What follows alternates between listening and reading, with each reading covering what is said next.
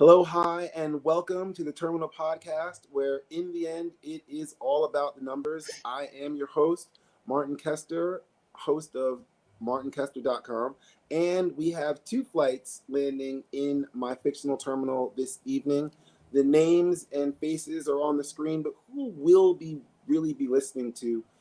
Let's, during this holiday season, let's celebrate Festivus this evening with an airing of grievances. And I'm certain we all have plenty of grievances from 2021. But for the sake of time, let's just stick with one grievance, starting with my left on my screen, which doesn't really count for anything because everybody's to the right. So I'll just take Mark. Hello, hi. I'm coming in from uh, the Boston area, north of Boston. Um, I really don't have any grievances to air. I would at the moment. I don't know. Things are pretty good. Try to just you know not uh, not hold grudges and not let that stuff you know let that stuff get under my skin. So yeah, I don't really All don't right. really have any grievances to All air. right. No Not with grievance. anybody. Not with anybody in the chat room here, Oh especially. no, well not that. But you have, you were given a floor and you choose not to. That's what's that word? It's a Kindly prerogative. choose to Yes. not air a grievance, which is fine. So, But Ed, do well, you I have any could say grievances you'd like to air? well, I'll say I'm sick of hearing about COVID, but I think everybody else is as well. So just Okay, to deal with it that's on a day-to-day basis. So that's a fair move on, grievance. That's a fair one. live Ed, you got a my grievance? life and move on. So Ed, you got a grievance? Ed Molina flying in from Brooklyn. Really the grievance off top of my head is that casual boxing / fight fans can't tell the difference between a rigged fight and just a tomato can getting knocked out this weekend. So that's my grievance. It's that wasn't a fixed fight. That was a dude getting knocked the F out. Yeah, yeah. I posted this comment on under yours, which is I feel like he's figured out a way. Mr. Paul has figured out a way to put Rocky Balboa into live action and let people cheer and root for it because he's a palooka fighting against people where you kind of know where the outcome is going to be already, but you're still willing to bet and everything around it and think it's real and all that stuff like that, and maybe it's not real and everything. So it's a good fix. I It's a good I fix. think I think the part of this quote unquote hustle, because I don't think it's a hustle. I think that the guy is a Golden Glove level fighter, which is your amateur starting point. He's a high level or to medium level Golden Gloves boxer who is fighting either a retired basketball player that completely underestimated him and trained like it was bum fights. He fought an MMA champion who has zero hand games, is historically had zero hand games, is a great wrestler, but can't, he throws pillow fists. And then with this last guy, Woodley is a legend in his sport, but his chin is mush at this point of his career. And so, you know, if you were a Golden Gloves fighter at this point, you would be fighting a flash dancer bouncer, you would be fighting an Uber driver, and you would be fighting a substitute teacher, which essentially is, look, Nate Robinson has a skill level. He can dunk a basketball at an NBA level, but his hands are obviously of a flash dancer bouncer. Just and he, it is what it is. Like, Yeah, good for it's him. It's a good understandable. hustle. It's a fair grievance. It's a fair grievance.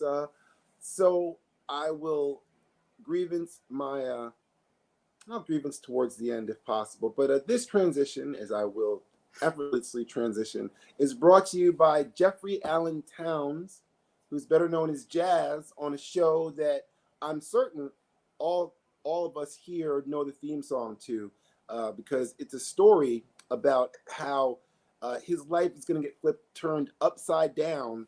And I'd like to take a minute, and if you could just sit right there, I'd like to tell you how he became the prince of a town called Bel Air. It's the silliest rhymes, but a Fresh Prince of Bel Air lasted 6 seasons. an HBO Max reunion in 2020, and a dramatic spin-off based on a fan film. Bel-Air is in active development with a 2-season order already on Peacock because we're just going back on reboots as much as possible. All of this is for a teenage rapper basically playing himself. So this is a numerical podcast, which is also serves as a game show. So there's always a number involved. The number that I'm looking for is how many episodes of The Fresh Prince of Bel-Air actually aired on NBC. So how many episodes actually not this, not this Bel-Air thing that's coming out and everything like that. So I'll give you guys a second while I write down your name so I can collect your numbers and be able to make fun of you at the end. So Ed, you got a guess? I'm gonna go with 130. 130. Okay. Mark, you got a guess? That's actually the number I was going to, very close to that. So if you have 6 seasons and 20 to 22 episodes, yeah, I'll say 136. 136. Well, you're both under, so in Price is Right rules, you're still in. But Mark, you are closer. The total was 148 episodes. So I'll ask you then first, Mark, when I say Fresh Prince of Bel-Air, what is your lasting memory? What's the first thing you kind of stick to? I watched a good number of episodes over the years when it was first out. I mean, that was before DVR, where you could record things at will. So you kind of had to make an effort to sit and watch a show, if it was especially like on a network show on a nightly basis. But I think the things that stuck out to me was like, that stand out to me, that how well he did comedy, and just I think the camaraderie with the cast, and always, and I think it was always like him and Carlton were always kind of playing off each other, and I was always agitate his uncle, and and he had what was the oldest sister that was the ditzy older sister, and so it had a good mix of different characters, and I think they played well off each other, and it was a pretty strong show for the run that it made. You mentioned the cast, so it actually leads into my next point, which is Ed, I'm going to ask you, and you're going to have to give me a second, which is which Vivian Banks do you got? Because there's 2 of them. The first one, Janet, was nominated for an NAACP Image Award for Outstanding Actress for the role in the 1 year. And I can't understand why she decided to have beef with, her and the star who they built the show around. But she was replaced by the eventual wife of the consistently working Black actor Tim Reed. So which was Daphne Maxwell Reed, is the later Vivian Banks, and the more prominent one, but the darker skinned one is Janet Hubert, who is Vivian Banks. So which Vivian Banks do you got? I'm kind of New Coke Vivian Banks. I'm gonna go with New Coke, older, the second one. I think it's just more. Wow, aging myself, New Coke. But no, it's more about I guess consistency. I saw more of her. Whereas, before we went on the air, we talked about War Machine being replaced. It's kind of along those lines where you don't even think about Terrence Howard as War Machine. You just think about, I'm blanking, Don Cheadle as, that role. And it kind of became that way with New Vivian.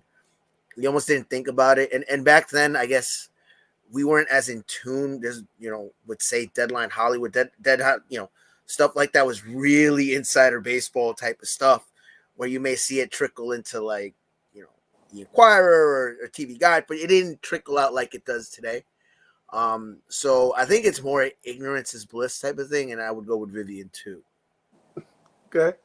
I'll go to both of you with this one, but I'll ask you first, and the same sort of deal. You're going to have to give me a sec. So who do you got, Karen Parsons or Tatiana Ali? Now, Tatiana Ali was the younger sister of Carlton and on the show. So she's the youngest of the girls. She was also on Sesame Street and Star Search with Ed McMahon, which, if you were talking about New Coke dating us, Star Search with Ed McMahon, if that's not dating, I don't know what is. She's got a certified gold album and 3 top 20 UK hits and a degree from Harvard. Okay, that's Tatiana Ali. Karen Parsons was the approachable, attractive female on that show, because you could look at Aunt Viv, but you weren't really looking at Aunt Viv. And Tatiana Lee at that point was like 5. So no. So the only one you could really look at is Karen Parsons. And she was in major pain with Damon Wayans. And to top it off, she married a Rockefeller. So who you got? Who you got, Mark? Karen Parsons, Tatiana Ali. In terms of what, though? How do Just who you got? I'll go with Tatiana. All right. Ed? I just saw Tatiana Ali in a Hallmark movie. So she's obviously winning in life. She's eating. She got that Harvard degree. Nice backup school. Me being a Columbia guy, so it's cute backup school. But Tatiana's got winner written all over. Like you said, even at Star Search, just something about her that just, she's got a great voice. I remember she did have that kind of R&B album that she came out with during that trying to leverage that, fame from the show. She just reeks winner, man. There's something about her. But I always did have a crush on Parsons. It's just something about the difficultness of her to be polite, like just politically correct. She was difficult, but in a sexy way. I'm gonna say it's the same way as I kind of talked last week about Saved by the Bell. That was the female, that the age group female that we were growing up to, that was kind of what was pitched at us in terms of, yes, this is what we, in terms of what we got to choose from. This is what we got to choose from on that show was Karen Parsons, and that's what it was. But speaking of Karen Parsons, the person on the show who was attracted to Karen Parsons and consistently thrown out the door was Jazz, which was a transition that would be abrupt like this is, and has been looped and used multiple times, which sounds like something that would come natural to a West Philly native who was watching block party DJs at age 10 and who Wikipedia credits with making the Transformers scratch famous. DJ Jazzy Jeff has multiple Grammys on his shelf, including the first Grammy for Best Hip Hop Performance. Sorry, that's the pre-COVID, which was awarded in what year? That's the number I'm looking for. What year was the first Best Hip Hop Performance awarded? Mark? I'll say 1988. 88? Yep. Ed? I'm going to go with 87. 87, 88. You both have successfully gone under again. You're going to have to give me a sec because coughing in the middle of a podcast usually doesn't help. So you said 1987, Ed? Yes. And Cindy, you said 88? I did. Of course, the answer is 89. The award was for the single Parents Just Don't Understand from the He's the DJ, I'm the Rapper album that went triple platinum and made the Source's 100 Best Rap Albums. But that album is the second album of DJ Jazzy Jeff and the Fresh Prince, the follow-up to Rock the House, which is their first album, which has 3 singles: The Magnificent Jazzy Jeff, A Touch of Class, and Girls Ain't Nothing But Trouble, which is the breakout hit that everybody kind of should remember a little bit when you think back to Fresh Prince and his old rap career. So, Mark, I ask you, and you have a somewhat background about this, should DJ Jazzy Jeff and the Fresh Prince be in the RDAT 2022, the Rap Debut Album Tournament 2022? You think they should be in? for the first album For the not first, it is well, a debut album. that's tough. I think even though they had one song that kind of broke through, I think their big album was The second one. that is obviously he's to put unless you're going to expand your fields. On in the tournament, I think it would. Unfortunately, I think it would be tough to find a spot for it. Yeah, I agree. The next album, the second album, actually, and in this corner, received 2 Grammy nominations. I'm sorry, that's their third album, for Best Performance by a Group or Duo and Best Single, which is still a classic in my eyes. And Ed, with your fight, with your fight experience, your fight knowledge, you should be familiar with this song because it's called "I Think I Can Beat Mike Tyson." So I ask you, did you ever think you could beat Mike Tyson? And not just the video game. I can beat Mike Tyson and Mike Tyson's Punch Out. There is not a multiverse. There is not a steroid strong enough. There is not a genie in a lamp to keep it Fresh Prince related, Will Smith related. There is not a genie in a lamp that can give me the power, the energy, the ability, the testicular fortitude to ever beat Mike Tyson. To put it in perspective, Google Mitch Blood Green. This jabron thought it was a good idea to start a fist fight in a parking lot. Don't know which club, probably the Tunnel, who knows. But this moron had the idiocy of trying to start a fist fight with Mike Tyson, who really was, if you were of that era, aging myself, if you were of that era, Mike Tyson was the baddest man on the planet, which is why that song was awesome, because his skinny, everyone thinks they can fight until they can fight. And Mike Tyson had the greatest quote of all time. Everyone's got a plan till they get punched in the face. And in a lot of ways, that Will Smith song was exactly exemplifying that. Yeah, I mean, this guy right here who gets winded, urinating, who gets tired, reaching for a beer, is the type of jabron that's going to yell at the TV, yo, yeah, Mike, I got this. I just got to bob and weave. Yeah, I just got to bob and weave, right? Yeah. Then you realize how fast these guys are.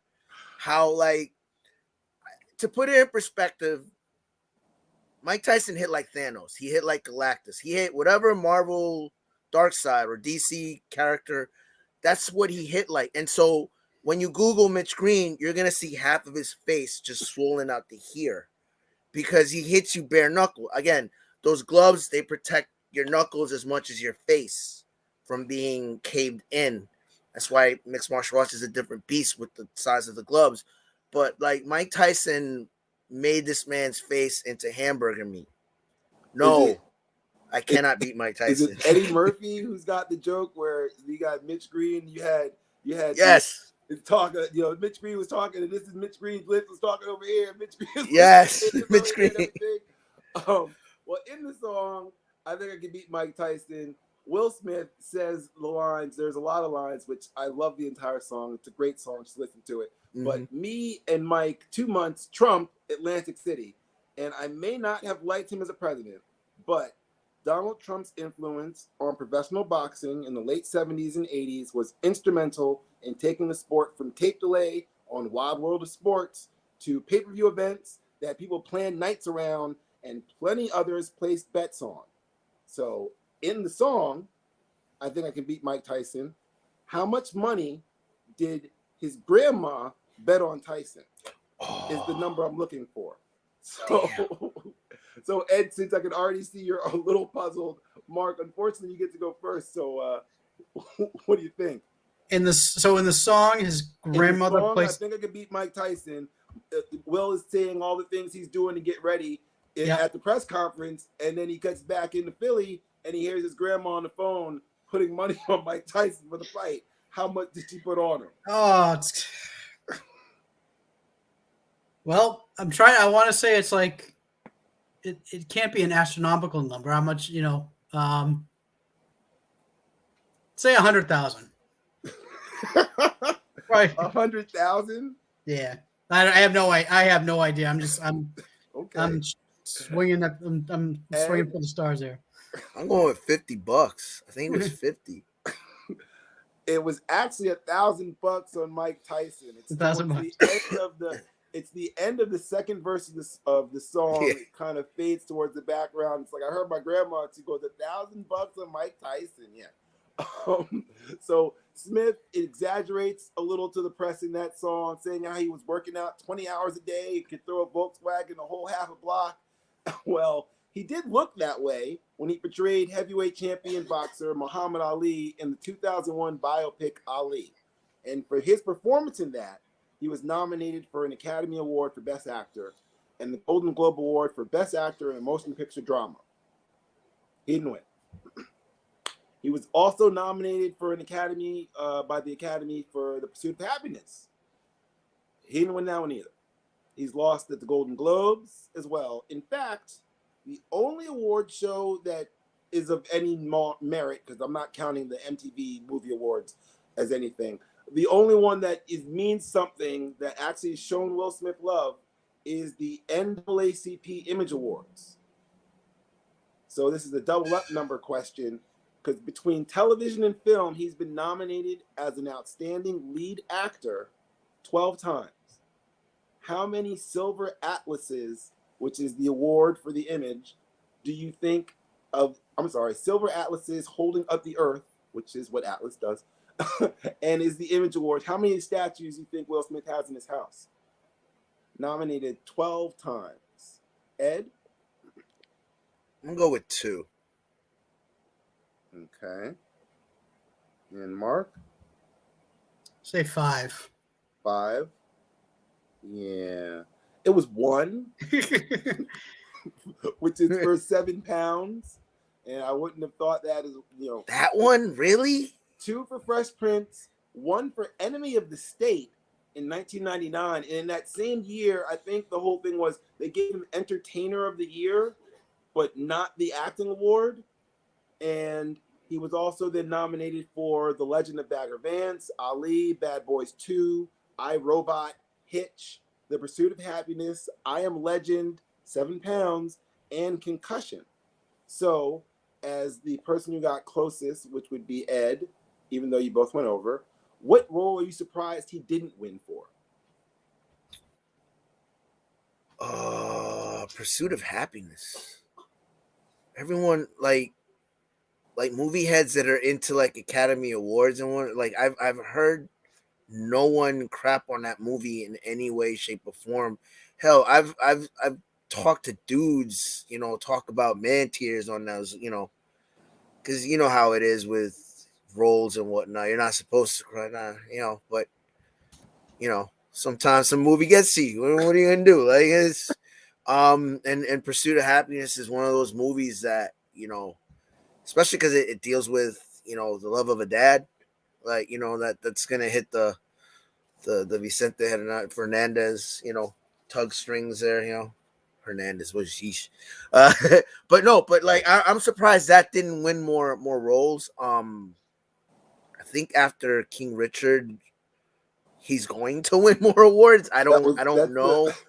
That's the end of this, but you're skipping to the end question. My bad. No, but that is the point, which is he's gotten all these nominations, and I was gonna ask Mark the same question. Which of those roles, of all of these roles which he's been in, which are you surprised the most that he didn't win for? Well, Pursuit of Happiness is probably one, but I would say I'd have to look at also. Are you talking just like with any like the Oscars or any award? Like what awards are you specifically? Golden Globes or? No, I'm just saying all the ones that he was nominated for that I just listed off that he then lost, to somebody else for. I mean, granted, I'm not saying the people he was up against, but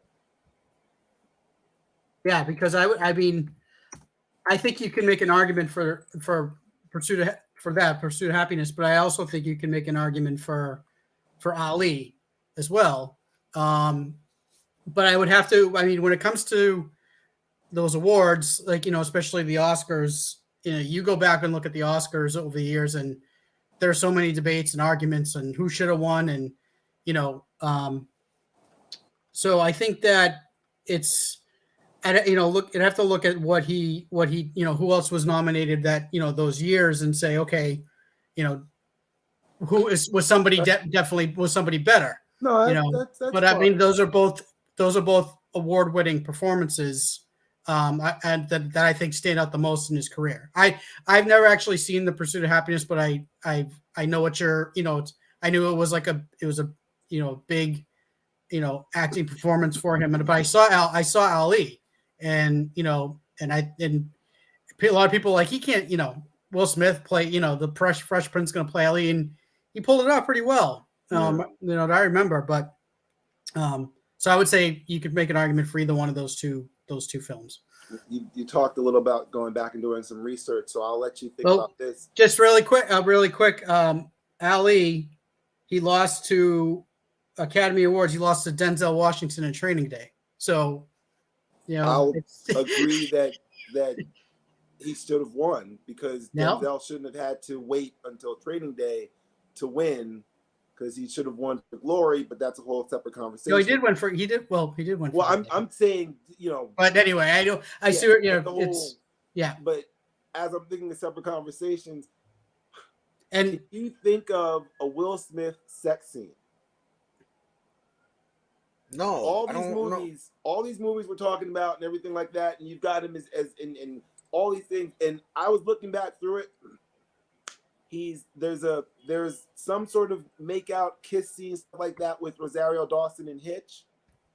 Maybe he kisses his wife as Ali, and I haven't seen Focus with Margot Robbie, but I'm going to assume, since there was a whole thing of a student teacher, I wouldn't say con man thing, that I'm assuming there was some sort of sexual tension there. But Will Smith's career, so that is the question, is you're all looking puzzled. So I guess I'll just sell it myself, which is, it's sort of built on the Sidney Poitier.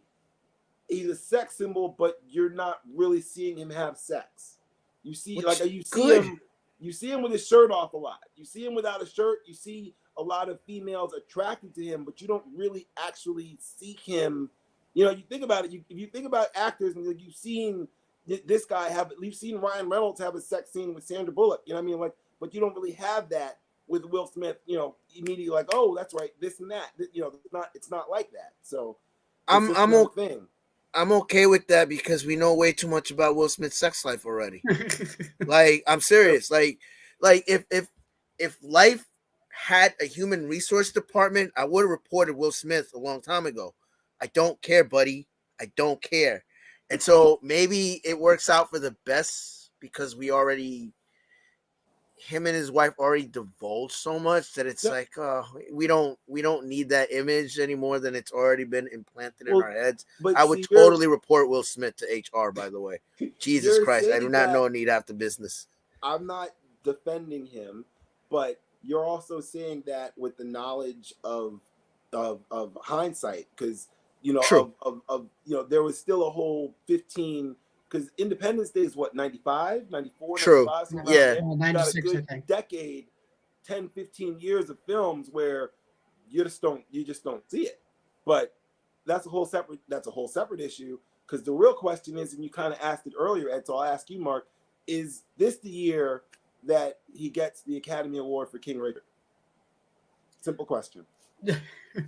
Yeah, I would say yes. He's probably going to be a front runner. I mean, and he's already been nominated for like the Golden Globes. I know he's already been nominated for the Golden Globes. What happens there can sometimes dictate, what happens at the Oscars. But again, it's going to be, who else is nominated, and it's until you see the category and who else is in that category. It's hard to say. I think he should, right now, like from off the top, like what I've seen and what I can, in recent memory, like the films that's this year that that he should. I mean, it's it wouldn't surprise me.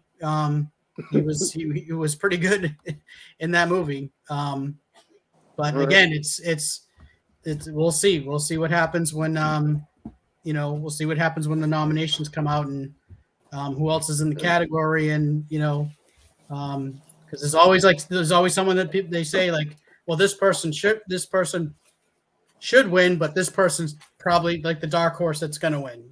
There's always surprises, so who knows? But he is definitely in the running, and it could be his time. He's been around. He's been around for a long time. He's done a lot of movies, so it could be his time. Ed, you sort of mentioned this before, and I'm using this to do something on my phone. I'm setting up for the next question, which is, do you think you've seen King Richard? Do you think he's going to win? Do you think he's going to get the Academy Award for it? I love the movie. It was pretty enjoyed it a lot more than I thought I would. I went in there with, I guess, I didn't know what to expect really. And I really, really, really enjoyed it. I think it gave me a different perspective on her dad. Going off of what I'd seen in interviews and whatnot, and you know what I mean. So it was cool seeing that, and in a lot of ways, it was the Williams sisters' love letter to their dad, their thank you to their dad in a lot of ways.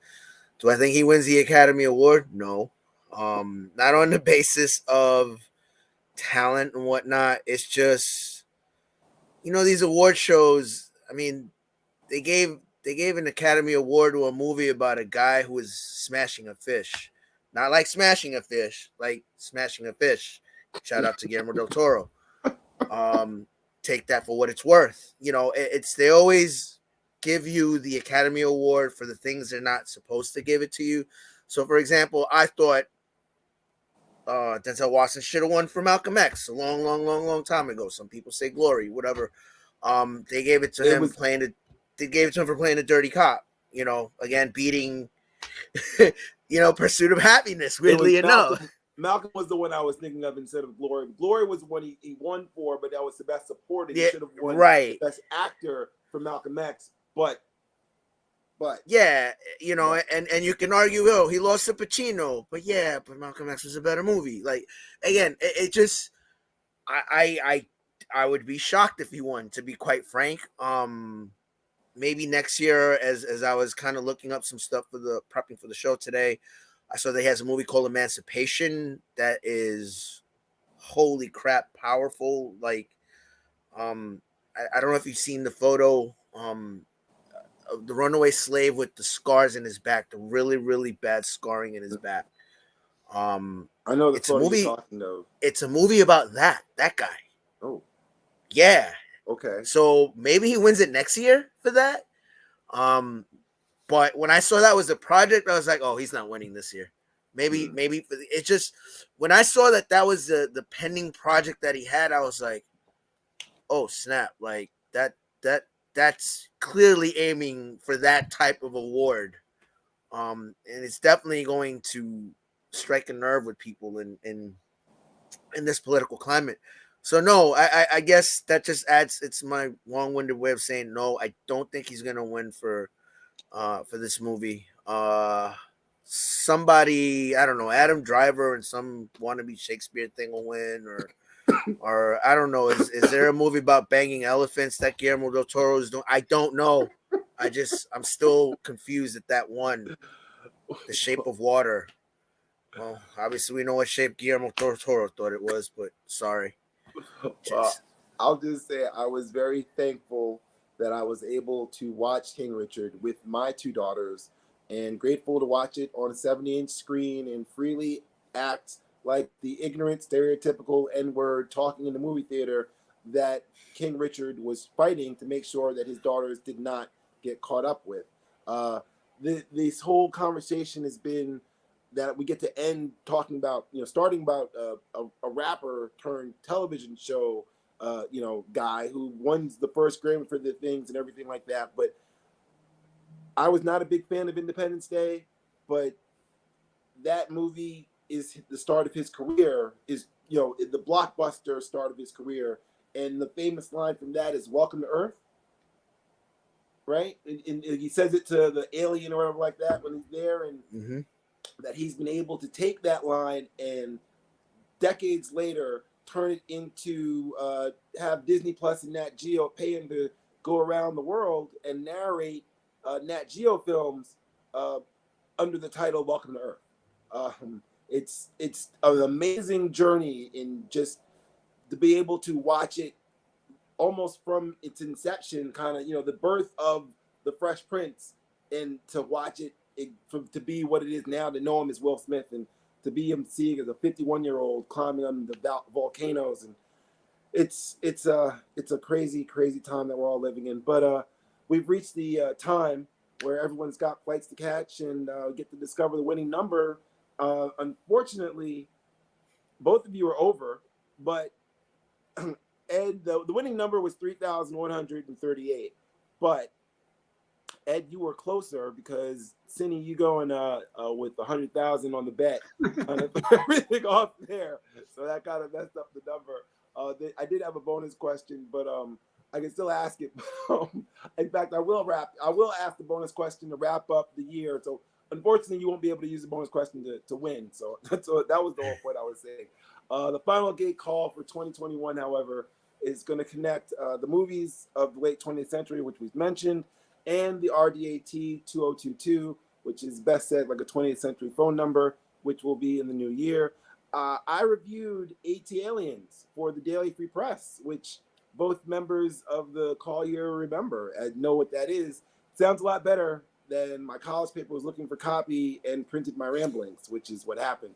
But I told people that they shouldn't, in that article, they shouldn't start with Two Dope Boys in a Cadillac, but they should go back when it comes to Outkast to their track off of New Jersey Drive soundtrack, which was called Benz or Beamer, which was mixed in with tracks by Redman, Queen Latifah, and Ill and Al Scratch. So I'll give you 10 points for either the title of either of Ill and Al Scratch's popular tracks, and a 20-point bonus if you can give me the featured R&B star. Ill and Al Scratch. Ill Al Scratch actually is the name of the artist. Ill Al Scratch. So my joint with them was "Where My Homies." Where you at? Where you at? Where my homies? That was damn. Oh, and the thing is, I know the track you're talking about with the R&B singer. Well, you got it though. You got it. That's that's the one. Okay, yeah, yeah. It's good. Look, it's Ill and Al Scratch. They don't got that much. They had one more song with an R&B dude, and I forgot what they had. Like they only had, they had the 2 hits. That was it. It's the Where My Homies was one. I'll Take Her is that's it. That's it. With Brian McKnight, with his Brian McKnight's vocal contribution. So Mark, with that kind of stumping you will not get the final gate call. And congratulations, final gate call is 30 seconds. The floor is yours. Well, I hope everyone has a more blessed 2022. Last 2020 and 2021 have been interesting, trifling years for some. But hopefully here's looking to a better tomorrow, a brighter tomorrow, less COVID tomorrow. And yeah, man, nothing but blessings for all in the coming year. Hopefully it's better than the last 2 years. I know it's been a struggle for some, but it's got to keep our heads up and powering through it. So nothing but blessings for 2021, 22. Sorry, gotta get used to 2022. Gonna have to get used to it. Yeah. But in closing, how would you describe Andre the Giant to a 21st century child and make them believe he was an actual real person? Here's hoping you would describe this time that you've had with us as entertaining, and conclude to return to the terminal in the future. I'd like to thank both my guests, Mark and Ed, and wish you all a safe flight home. Everybody have a good evening.